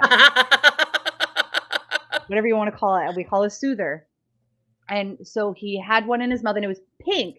And another parent was like, "Oh, what a cute baby girl." And I was like, "Well, he's actually a boy." And she was like, "But he has a pink soother." And I was like, she's like, "Why is it pink?" And I was like, "Because I legit held out a bunch of packages of soothers just to see which one he would grab." And so I'm not someone who's like, I refuse to give them anything that could be gendered. It's more just like I've given them options without gendering them. So it's been like, do you want the tractor shirt or do you want the flower shirt? Right. It wasn't, do you want the boy thing or the girl thing? And so I've done that with both of my kids since day one, just letting them pick, letting them pick which kind of toys, right. What kind of shows, what kind of colors. Like, and so my eldest, he would choose to wear pants and sometimes he would choose to wear dresses, and he loves dressing up, wearing wigs and dresses. He loves sequins, he loves rainbows and pink. He also likes superheroes and stuff. Right. My youngest, interestingly, doesn't seem to be, never had any interest in anything considered femme. He's always liked blue and green. Yellow is his favorite color, and he loves cars and superheroes. And anyways, I've had a lot of people since the pink pacifier be like, your son's gonna be gay, right? Or your son's trans. And my response has always been this. It's not my job to know. I'm not going to try to be like, and there's a difference between being like, I bet you, I can sense, you could sense that your youngest was queer. And I'm like, I can pretty much sense it from my eldest, but I'm not going to try to figure it out. Yeah, no. And I'm not going to go, he's definitely going to be whatever. I'm like, that's not my job to know. It's my job to give him options and to show that I'm someone he can come to and tell these things, which he does. And then when he does, I follow up with, things like, you know, because he has said some things before, and I'm like, well, which pronouns would you like, and do you want to do, what kind of name? And he says, I still like he, him, I still like Dexter, and we talk about it, and anytime, and he just says, I thank you, I'm glad I can tell you these things. And so I've always said, it's not my job to try to guess. It's just my job to support him. It's his job to figure that out. It's my job just to kind of give him the platform to explore. 100%. So I couldn't tell you. I'm not going to try to guess whether he's going to be gay or trans. I'm just like, this is who he is now, and he's your kid. And you love him. He's my kid, and I love him, and I'm just going to try to let him explore and make sure that he can come to me and tell me anything or ask me questions. There's a little TikTok short that I saw not too long ago where it was a comedian, and he was talking about how this woman got pissed off because he misgendered her baby. And they were like, the comedian was like, oh, she's so cute. And the woman picks her baby up and was like, this is a boy. And he was like, oh, well, I couldn't tell because it's a baby. And she was like, he's wearing a blue onesie. And the woman talking's got a blue cardigan on. Yeah. You know what I mean? Like, what? And then so he was like, oh, I'm sorry, sir, I won't misgender your baby again. Like, I forget. I don't know. You have to say how funny it is how people don't give a shit when it's their dog. If you're like, oh, come here, girl, and they're like, actually, my dog's a boy. And you're like, oh, sorry, hey, boy. Right. And it's like not a big deal. But with babies and humans, I don't know why that is. But I will tell you, with Dex, because he has a girlfriend. He has also admitted he has a total of 3 crushes. He has, because we've had that talk. He has crushes on 2 girls and 1 boy. Well, that's the update. I'm like, he's probably going to be a little more like me, if I had to guess, that he's probably just not straight, right, and definitely not monogamous. So I don't think he is. Yeah. So when my middle one was younger, my gaydar went off a little bit. But he ended up like has only dated female identifying, femme identifying people until his current partner, who is non-binary. Yeah, that's a question. So I wanted to say I told you so. Okay, there's a comment here. Someone says, apparently my mom can. She knew my sister was a lesbian since she was 3. See? I think sometimes, yeah, I guess. But is it that tells? Is also but is it tells? Exactly. I feel like more for me, I was like, I don't want to judge too much because I just want to give him the options. And I also don't want to say like, just because he chooses to wear pink doesn't mean he's gay. Right. The only reason I'm starting to go is because he's starting to talk about crushes and he's got his first, girlfriend and stuff. Right. He's still young. And so I'm kind of like, yeah, go for it. If he decides later that's not the case. But yeah, back to, does that make you straight? Because I get that question a lot from clients where they'll be like, it's a cisgendered man who's like, I'm dating a trans woman. Am I gay? Right. And I'm kind of like, I would argue no if this is a trans woman. Right. And that was kind of the discussion we had last night, was that we didn't feel like he was queer because it's his partner's feminine qualities. And then so he tells me today, as we're talking about it, he said, in my world, those aren't feminine qualities. They're just my partner's qualities that I like. Yeah. They're a person's qualities that I like. And I was like, mic drop. Like, that's a great point. Yeah. When I was dating somebody who was very, very gender neutral, like just didn't even want people to read them in one box or another. I am a human being without gender. Right. And this person was, not that it matters, but this person was assigned female at birth. And this person was like asking me, like, what about me attracts me to you? Because I think there was a little bit of like, do you see me as a woman question, basically. Mm-hmm. And it was like, is it my physical qualities? Is there something about me that's particularly femme that you're attracted to? And I was like, well, I do like your genitals, but I also don't give a shit what shape genitals come in. So I don't see necessarily those genitals as something feminine. They're just parts. But I said, if anything, I am attracted to, or at least intellectually, romantically, not as much physically attracted to our shared experiences. Being socialized as women, we can identify with a lot of the same things. Right. So when we have conversations, we just have a lot in common intellectually, but also there's some shared experience because they were legit. They were like, give it to me straight. Is there anything you see me as a woman? Do you think that there's anything femme about me that you're attracted to? And I was like, I would say, if anything, maybe some of our shared experiences growing up that I can identify with. I enjoy that about you. But that was it, that I could identify. And I think, I don't know. I think that my son would argue with me on this point, but, his partner, AFAB, assigned female at birth, and used to present female, used to present femme when they met. And was likely socialized as a woman growing up. Right. And it wasn't until they were in just a quick shout out. Don't say raised as a woman, or like, just for the other people listening, or like used to be a woman. And it's like, well, the more correct way to say it is you were socialized. Your upbringing was socialized as XYZ. As femme.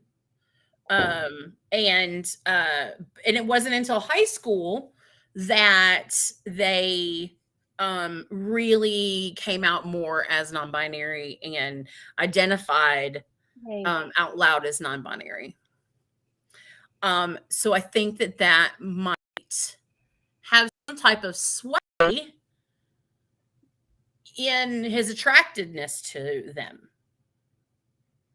Does that make sense? Yeah. So if you're in a queer relationship, can you be straight in a queer relationship? Right. That's basically the question. That's the question, is, can you be straight in a queer relationship? If your relationship is identified as queer, which someone in dating someone who's non-binary, that's a queer relationship. We can safely say I'm dating a cis straight man currently. Right. I've got a couple partners, but I'm newly dating and everyone's like, what? A straight cis dude. It doesn't make you any less queer. But it's not a queer. He's definitely dating someone who is queer, but I would call that a straight relation. Am I in a straight relationship? I'm in a straight relationship, I guess. But is it a straight relationship? That's a good question. Am I in a straight relationship with this guy? So if you're queer, straight, I'm queer. And I'm a woman because that's how I feel. Although my gender expression is very androgynous. I'm very androgynous in terms of what I like to wear and how I like to present, but I'm a woman and I use she, her pronouns. But there's a bit of the queerness there for sure. So yeah, he's straight. That doesn't change his straightness. No. But is it a queer relationship? I don't think that is a queer relationship. I think I don't know. I don't think that I identify as a woman, as femme, she, her pronouns. I am pansexual. But if I'm dating a straight man, I would say that that is a heterosexual relationship. Yeah. That's a straight relationship. But if you identify somewhere on the spectrum that's not maybe that doesn't swing heavy, no pun intended, to either side, then That's good. I like that. Does that make your relationship a queer relationship? And I can tell you where, because I can see some people being like, "This is a stupid conversation. It doesn't mean anything." And I it can may tell not you, mean anything, but I can tell you where this does apply. I have an example of where this applies. Back in the day when I used to be vice president of MVK, Metro Vancouver Kink. It's one of the largest BDSM organizations in Canada. There's like 10 of us. I kid. Because people think Canada has a population of like 10 people, but okay, so I was vice president of Metro Vancouver Kink, and I created an event. It was a sex SOP, like sex positive or sex on premises, also kink friendly event. We had music and a dance floor, and there was also like equipment and stuff. So it was a sex on premises kink kind of queer event. It was called the Rainbow Connection, and it was very queer focused, like a safer kind of space for queer and trans folks to have a sex party, basically. And so I would get messages that this became a huge thing on FetLife. I got a message from somebody who was he's like, I am a man, I'm a cis hetero man, and I am in a relationship with someone who is a woman, but she's a trans woman. Are we allowed to go to this event? It's like that kind of thing.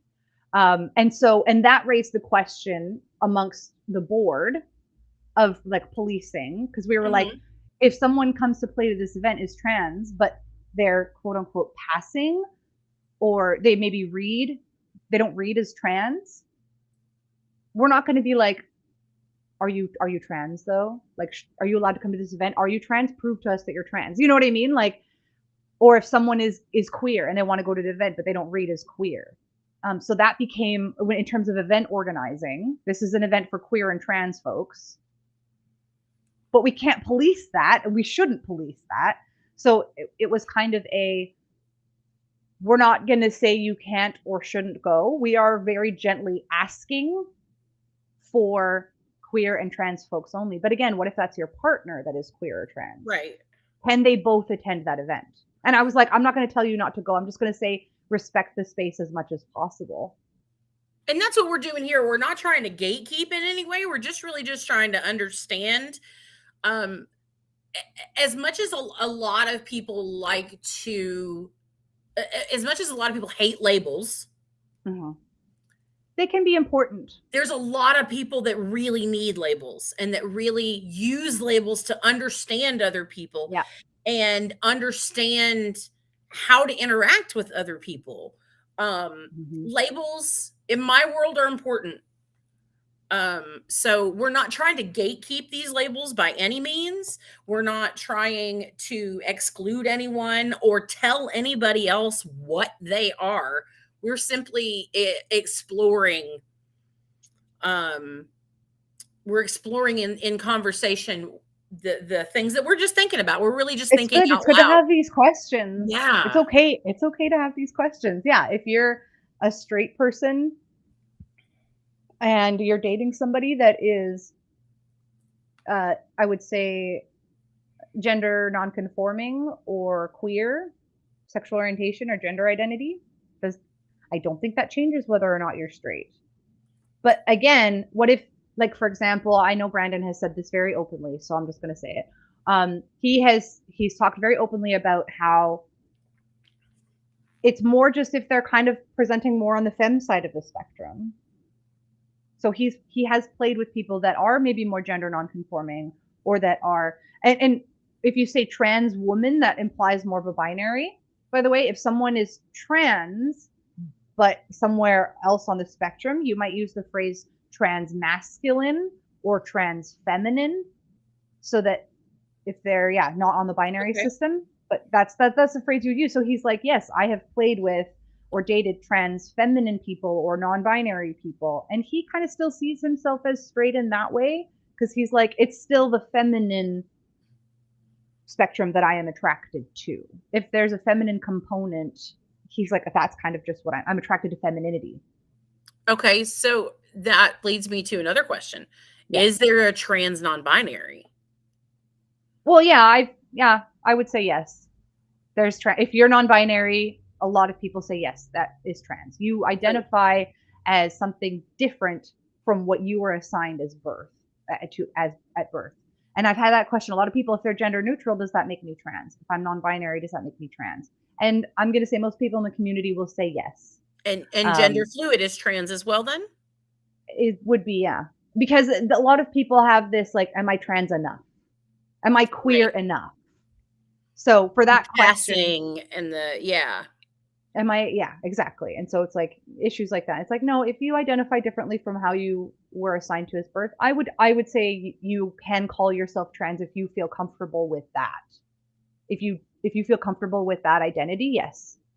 If you're asking yourself whether you're trans enough, then you're trans enough. But if you're asking yourself whether you're queer enough, then you're queer enough. That's just let me know what you think, folks, because I feel like I'm just going off. Right. And that's where I would like to ask someone who does identify as trans whether that's okay with them. That's non-binary, you know what I mean? Like, how they feel about that. If you feel comfortable with that identity, if that is something that you feel, then yes, that's who you are. Because a lot of people are like, can I call myself queer?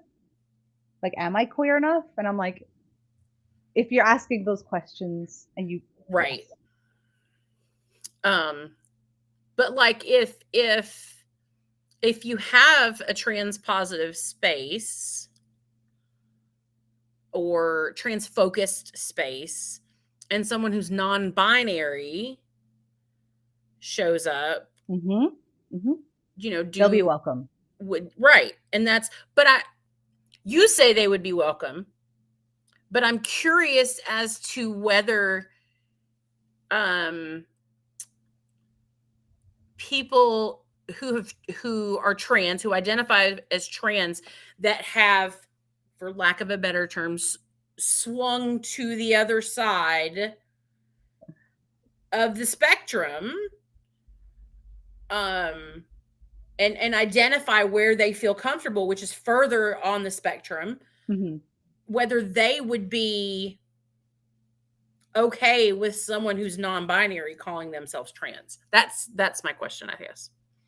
If they feel that they like that term, then yeah. But yeah, if you go, because I've been to a lot of like queer events, and a matter of fact, there was one con that I've been going to for like 7-8 years now. When it first started, it was a women's conference. It was a women's con, and then over time they've kind of just changed it to not cis men. Because there are people that were trans or non-binary that are like, I feel like or people that had attended previously as women, and then we're like, you know what, I'm non-binary or I'm trans, can I still go to this event? And so that's expanded over the years, and now the event is basically, because we don't know what to call it, we're like, it's not a women's event, it's a no cis everybody men. But cis men. Just to have that shared space. And so at that con that has grown quite a bit, people all over the spectrum of gender and sexuality, basically, except are there straight women there? There might be a couple straight women. Actually, there's a few straight women that go to that event. So it's not a queer event, but it's pretty queer. It's mostly quite queer. But anyways, and it's kind of like the tagline is kind of like, if you feel like you belong here, you belong here. And it's a total spectrum of pronouns and identities there. And so ideally, if you're in that space, if you're non-binary at a trans event, I would like to say most people should, and at least here likely do, accept non-binary folks in the trans world because for a lot of reasons. Because first of all, they're still struggling with being misgendered. They're still struggling with sometimes gender dysphoria. They still identify as something that wasn't how they were assigned at birth or necessarily raised as. And then there's a lot of people in the trans community that move around that spectrum. Somebody that, see, this is what drives me nuts when like straight and cis folks are like, but what if they change their mind? And I'm like, that's okay. That's just part of exploring yourself. Yeah. So there are people that, and it's actually not uncommon for somebody who identifies more as non-binary and maybe decides to take hormone therapy and then go, you know what, I actually, this feels really good. I think I am more masculine than I had originally thought. And then they end up going further down the spectrum. And then maybe they come back. I know some people that thought they were binary trans and went all the way from one side of the spectrum to the other and said, I still don't feel right, and pulled it back a bit. And then they're like, oh, okay, this feels better. It's just, so yeah, people are going to change their minds as they explore themselves. I think that's ideal, is to be changing and figuring yourself out and always working on self-exploration. But that's my huge rant, is that within the gender non-conforming community, generally people are quite open to be like, yes, it's okay, you are trans enough, or something like that. So I feel like we do need somebody trans on here, because I feel like I then feel like I wonder if it's the same as having identified as bisexual for decades.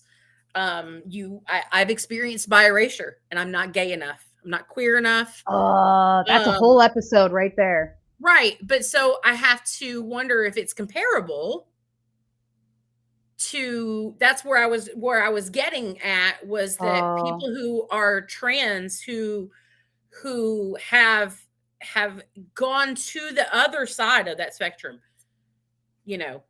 They started off Sith, now are completely Jedi. You know what I mean? Like, no, I do. And yes, there is. Whereas you hear people that are like maybe bragging that they pass. Right. And so then or there's assuming that you should pass. Yes. Gender non-conforming in the middle that are, gender fluid or non-binary, identify as just non-binary. And I don't want to say just non-binary, but they identify as somewhere in the middle. Yeah. Whether there's a type of erasure by trans folk. Yes, there is. You know what I mean? So there's always discrimination within communities, and that's like the whole gold star gay thing, and bi erasure, I would say, is definitely comparable. There are people in the trans community that are like, no, you should be passing. Or all I have to say is Caitlyn Jenner. Right. She's definitely a major example of one of those people that is like, no, this is, it's all I don't even get me started on her, but it's all or nothing, or like, yeah, something like that, or like, or that might judge or discriminate based on somebody who isn't passing, or some people like, just make a decision already, or something stupid. So you're always going to find discrimination, even, which blows my mind, even within these smaller marginalized communities. Because it's like, are you fucking kidding me? We're getting shat on by everyone else around us. Can we fucking get along? But in my experience, in spaces that I prefer, because this is why I don't typically go to like lesbian events or something like that, because I want to go to more queer events, because it is a space that is going to be more accepting, right, and understanding of people regardless of where they are on any spectrum. So that seems to be a lot where like the queer communities are going. So that's why I don't typically hang out in like gay male situations all the time, or specifically lesbian situations. I'm kind of just like, I want to go to a queer event where no one gives a fuck. And so there's that. I have never thought of non-binary or gender fluid people as trans. Oh, is this because but I think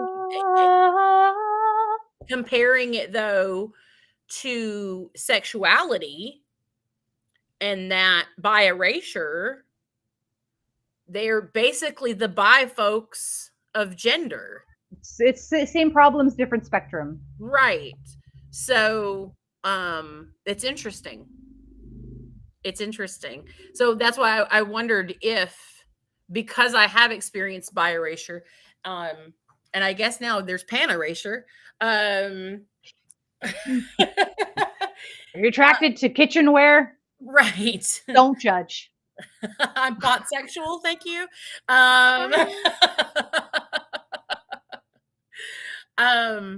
But that, that there would be that erasure in that community as well. Yep. That you're not enough. So yeah, I'm like, if someone is telling you you're not queer enough or gay enough or trans enough, you are. Right. If you want to be. If you want to be queer enough, you're queer enough. If you're scared you're not queer enough, you're queer enough. Just throwing that out there. Sean says sexuality is very fluid in that way. Yes, it is. People are fluid. Yeah. And that's what I'm talking about. Like, yes, do that self-discovery, do some experimenting. I say I'll try anything twice at least. I'll try anything twice. Once to try it, and the second to know that I didn't like it. Yep. I'll keep trying it like once every year or so. Wait, still not into that. No. Because you never know. I still don't like Brussels sprouts. How long did it take? And now I like olives. I hated olives forever. And slowly, and now I feel like, even now it's like only a certain kind of olive at first. I was like, I'm okay with it in things, but I wouldn't eat them by themselves. And now I'm like, oh, actually, this is kind of good. But not that kind of olive. It's slowly expanding. My love for olives is kind of slowly expanding. See, it's something I've always wanted to like is olives, and I just can't. I haven't been able to yet. Olives is now on my list. And the only other thing was mushrooms. I love mushrooms. I wish I liked mushrooms, because like when people talk about fried mushrooms on a burger, on a steak, I'm like, I feel like if I liked mushrooms, that sounds really appetizing, but I don't like mushrooms. Sauteed mushrooms. Oh, I wish I liked that, because that sounds like it would be really good. People that like it love it. Sauteed mushrooms on a steak. So there are times when it's like, even if you want to be gay, that doesn't make it doesn't necessarily make you gay. I wish I kind of liked mushrooms, but I don't. I keep trying them now and then, and I'm like, meh. I could do portobello in something, but that's it. What about stuffed portobello? I tried it. I don't. I've had like pasta, like ravioli, stuffed with portobello mushrooms, and I'm sorry. What? I'm sorry. Wait. What is ravioli? It was ravioli, or it was some kind of pasta. Pasta. Do you say pasta? Pasta. No, it's pasta. It's pasta. Pasta stuffed with like portobello mushrooms. It was really good. So sometimes every now and then you can sneak it in there. Yeah, stuffed portobello mushrooms. I've heard it. They're amazing. I've tried them. I didn't like them. I was kind of disappointed. I didn't like them. Sorry. So good. More for you. I'll eat them. You order them. I'll eat them. That goes. Back to there. You want to order some, I'll eat them. Okay, now I want to know who says pasta and who says pasta. Nobody says pasta but you. Pasta is how you say it. Am I the only one that says pasta? I think it's a Canadian thing. Maybe it's a Canadian thing. I don't know. Yeah. I have family that live in Washington, like an hour away from you, and they say pasta. So maybe it's just me. It might be the redneck Canadian in me. It's the just so as you know. So as you know. Just so as you know. So as you know. I can't believe I got Canadian earlier. That was funny. That was awesome. You know what? And I got called out on dropping the Y in really. Be like, I'm real excited. I'm real excited. And they're like, what?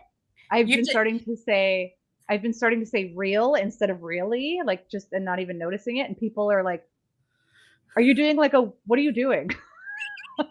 Is this a bit? What are you doing? Pasta. Is it an A? I do say pasta. A. I didn't think I said A until I started traveling to the States, and everyone pointed it out, and now I know I do say it. My kids say it every now and then too. I caught them, and I was like, "A." Something that Robin says that she never realizes she says is "so's you know." Too. So's you know. I didn't think I said that, and I'm like, "Oh, that's my grandmother talking." Yeah. Just so you know. I love my grandma, just so you know. I feel like that's, and this actually it's a whole other conversation. We gotta wrap it up, but no. Yeah. That's the lower income white trash Canadian, just so you know. That's the Trailer Park Boys. The Trailer Park Boys thing. Oh, here's a Canadian question for Robin. Do you like hockey? We can end with this one, because I'll tell you, You don't. You want to, but you don't. It's like portobello mushrooms. No. I'm not like, I couldn't tell you what's going on necessarily, and I'm not like, oh, I gotta watch the game tonight. But if it's on, you'll watch it? If it's with other people, and I've watched it with my kids. I do enjoy watching hockey. I do enjoy going to hockey games, because I do like the camaraderie and the atmosphere of like watching, but I would not call myself a hockey fan. Sorry, other Canadians, because I wouldn't call myself, I'm not a big hockey fan. But because I'm also not a sports person. You don't like the sports ball? I'm not a huge fan of sport. But of all of the sports that exist, I can watch hockey and I can know what's going on. I know what the rules are, and if like certain calls are made, I know what's going on. I know, so I know how to watch hockey, and I do enjoy watching it. I played roller hockey a little bit growing up. And of course, you like the Wayne's World thing. I definitely did the roller hockey on the street when you go car and you got to get your net. And so roller hockey, we just call that street hockey down here. It's just street hockey. Oh, okay. And then there's hockey, which is just ice hockey. Yeah. And we don't have, like I'm sure that you all have, like in high school, you have ice hockey teams. Yeah, we had a hockey team at our high school. Yeah, and we don't. We actually here in Georgia have just recently started having lacrosse teams. Oh, cool. We had lacrosse. Which just seems snooty to me. Like it's funnily enough, we had all the sports at my high school. We did not have American football. That's so funny. We had rugby, and we have basketball, hockey. What's the one with the frisbees? Sorry. What's it called? Frisbee? I'm so butchering. I hope I didn't offend anyone. There's one where you disc golf. Disc golf. Disc golf with the frisbees, and you like throw them into it's like golf but with frisbees. There's another word I'm looking for. I can't recall. It's apparently quite violent too, like rugby. I don't know. See, that's how much I know about sports. And lacrosse, lacrosse is the Canadian national sport. Really? It's not actually hockey. Russia has hockey. But the Canadian official, it's very colonized, whatever. We didn't have lacrosse. Is lacrosse. So we grew up learning lacrosse in school, and it is hard and it's fun. But I played roller hockey growing up. But someone says pulls out notepad, no sports balls for Robin. Yeah, I'm not a sports person, but I can watch a hockey game, I can understand, and I can enjoy it. That was my a really long answer. All right, we got to wrap it up, y'all. I got real work to do. I don't usually date hockey players. Date musicians. They're good with their hands and they got good rhythm. I don't usually date sports ball people either, now that I think about it. I've dated some rugby players. I don't think I've ever dated a hockey player. I've dated people that were really into hockey.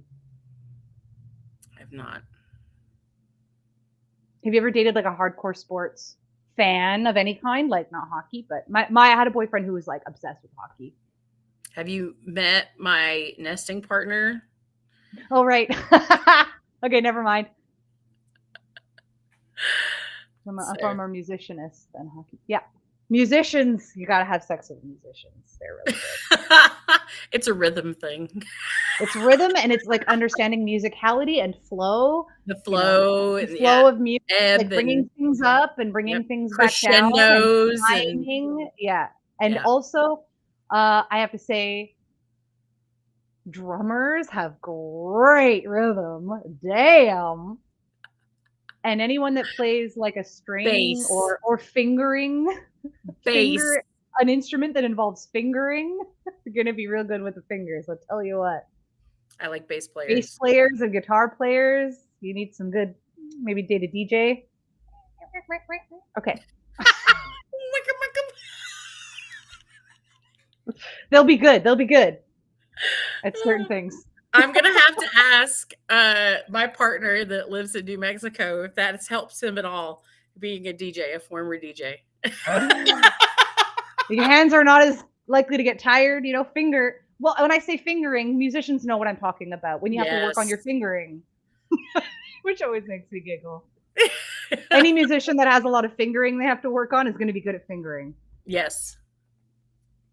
And if you need practice, call me. Everyone's going to be like, I need to take up a musical instrument. People are Googling what instruments require fingering practice. Yes. I'm going to fucking Google that just for 1 second. I want to see what comes up.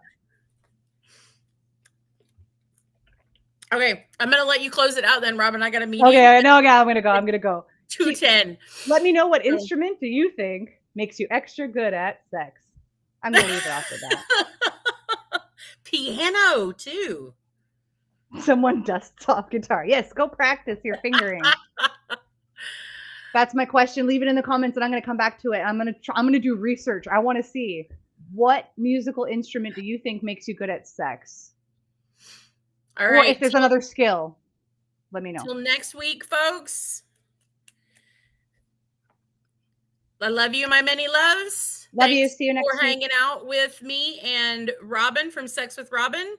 And go check out One Condoms and Adam and Eve. And we love you. And what about your rose? We'll see you next week. Bye.